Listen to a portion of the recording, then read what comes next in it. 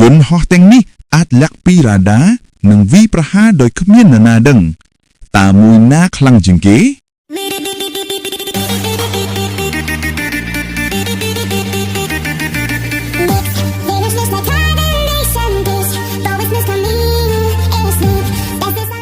នៅក្នុងវីដេអូនេះ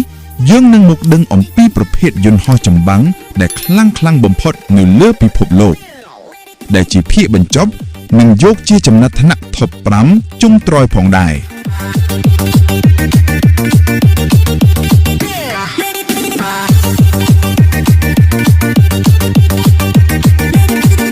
លេខ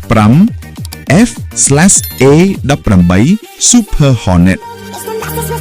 Super Hornet ជាយន្តហោះដែលអាចប្រើបានច្រើនបេសកកម្មវាត្រូវបានប្រើនៅលើនាវាដឹកយន្តហោះ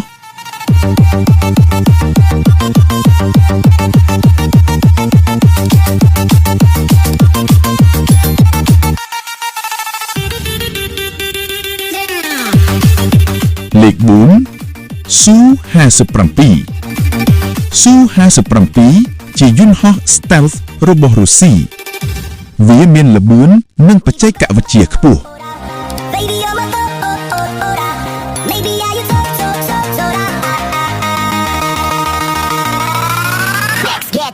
លេខ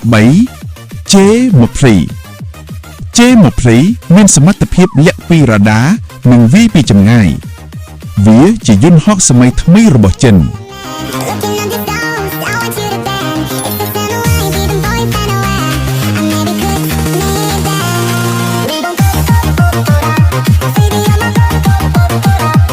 លេខ 2 F-35 Lightning II F-35 មានបច្ចេកវិទ្យាឆ្លាតវៃនិង sensor ខ្លាំងវាអាចធ្វើសង្គ្រាមដោយប្រើ data និង AI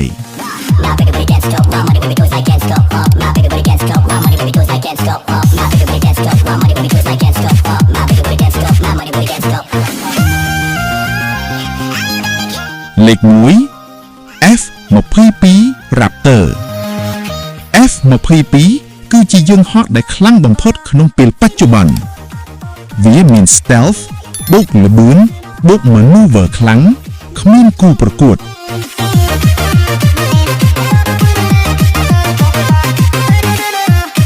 ចប់តែប៉ុណ្ណេះជួបគ្នានៅវីដេអូបន្ទាប់សូមអរគុណ